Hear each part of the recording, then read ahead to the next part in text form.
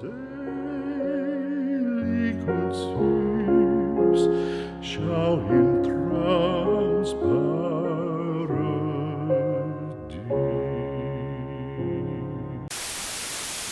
So this is a 5-star Hotel Adeline here in Berlin, Germany. Does anybody know why this hotel is famous in pop culture?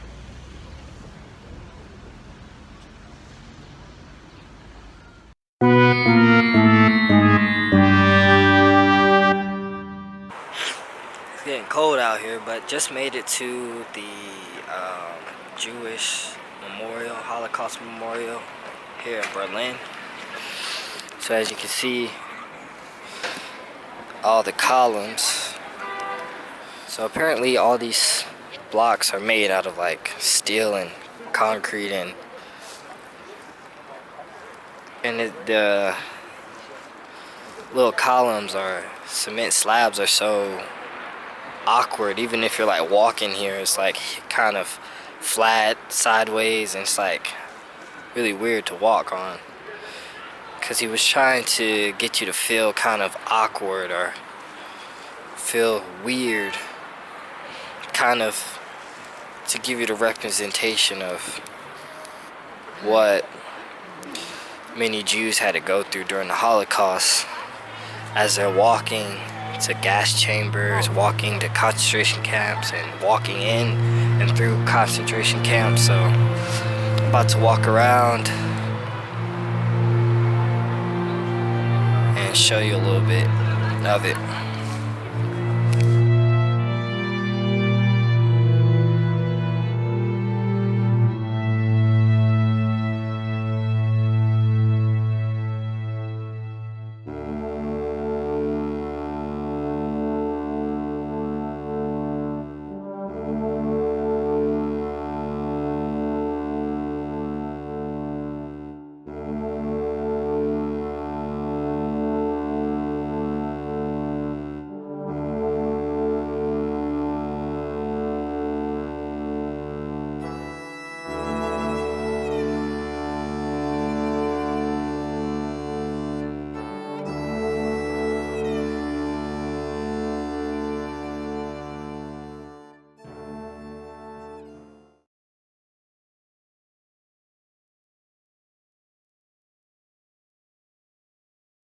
So this is Friendsfreedom.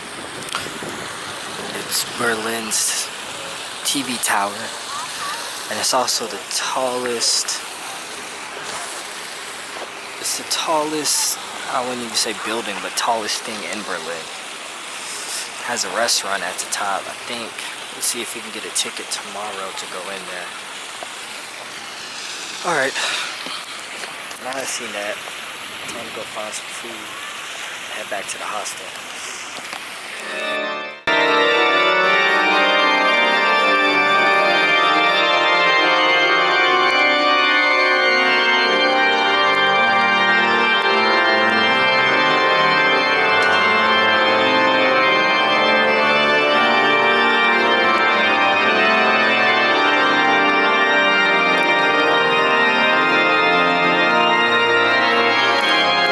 That was a surprise. I don't even know what church or cathedral this is, but they had a organ player in there playing, or I don't know if it was automatic, but it's pretty cool. I remember I went to see I went to an organ recital in Westminster Abbey in London. Apparently it's really hard to play the organ, because like you have to use all 4 of your limbs. You gotta use your feet and your hands to play the organ. Kind of like drummers, you gotta have that body coordination. I don't know exactly how to explain it. I just know that it's like a very difficult instrument. I just know it's a very difficult instrument to play, and apparently it's kind of becoming a dying art. But I heard it's a lot to play the organ. But still haven't got anything to eat. So I don't know. Let's see if I can find something around here. If not, I'm just get something to eat by the hostel.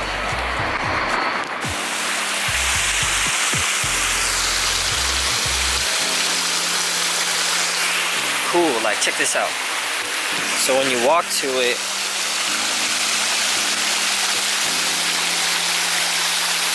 it goes down so you can cross.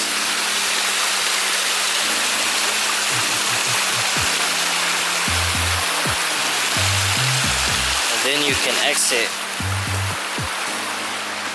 This has like motion sensors. It's pretty cool.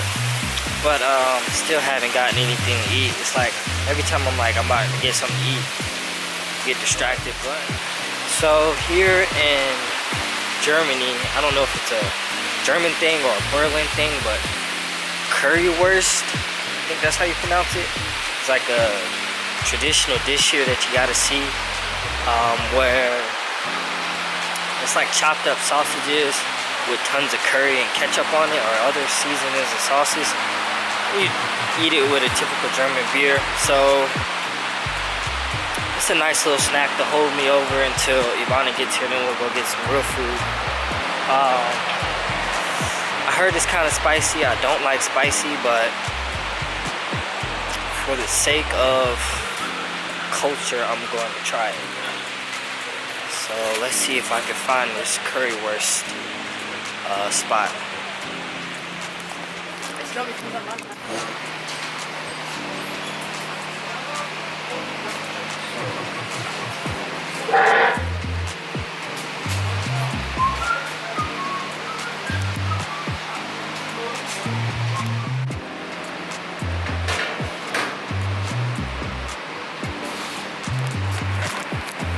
we're about to try this out.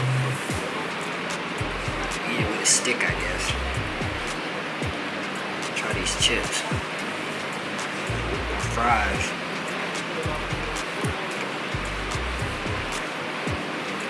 Try this sausage.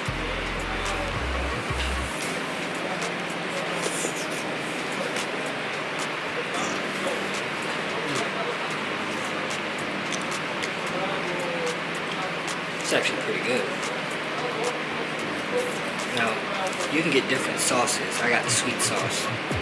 But all the sauces are heavily mixed with curry, so you can definitely taste the curry.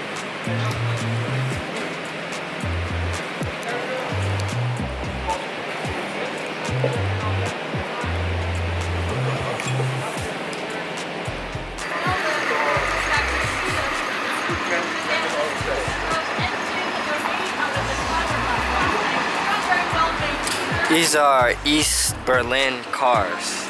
This is what the cars look like in East Berlin. Because of course they were communists, so they didn't believe in trading with other people, so they built their own cars. So we're back again at Checkpoint Charlie. One of the many US checkpoints. This was the third one, Alpha, Beta, Charlie. And this actual checkpoint is not the original checkpoint. It was torn down many years ago and it was rebuilt specifically for tourists. So could this be considered a tourist trap? Maybe, maybe not. But when I say US checkpoint, so after World War II, Germany was split up into 4 parts and divided equally among the 4 superpowers in the world at that time. So you had France owned a piece of Germany, the US owned a piece of Germany, Russia owned a piece of Germany, and I'm forgetting somebody. I can't remember what the other people, it might have been Germans that owned a piece as well, I think. And they basically was sent here to babysit. They're sent here to babysit Germans to make sure they didn't get any more trouble. And so basically, what happened here was, because you got all these world superpowers in one place, they all became paranoid of one another. And that's kind of what started the Cold War. But at this checkpoint is where, after suspicion that the US was going to attack the French part and that the French part was going to attack the US part, there was a standoff here with US tanks on this side and French tanks on this side, almost about to start World War III. But the presidents and prime ministers of both countries sat down and came to an agreement, and not too long after that, the superpowers left Germany. And so the reason they have this guy here is a representation to show that the US is always watching France. And France had a guy here too, but I think they tore that down. So the fourth superpower was Great Britain. So it's Great Britain, US, Russia, and France that owned pieces of Germany after World War II. They were supposed to supervise. They're supervising it basically to make sure. And of course it was the Russian side that started, that was the communist side, and then the wall was built. So that's German history for you. So here is the victory column in Berlin, Germany. We're about to climb all the way up there. I think it's like some 500 steps.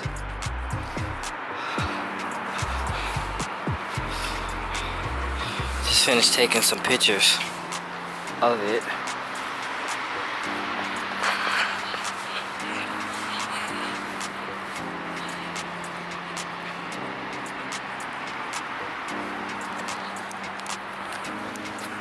So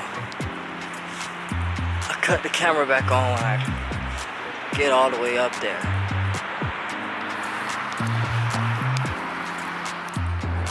Alright, we're at the top of I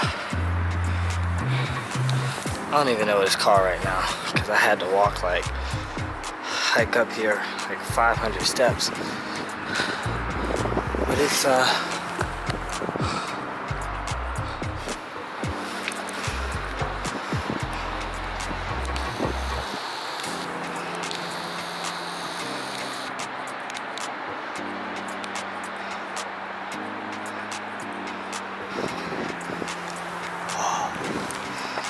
I don't like heights, so I'm out of here. It's been a crazy day again, so like, share, subscribe, and stay tuned for more.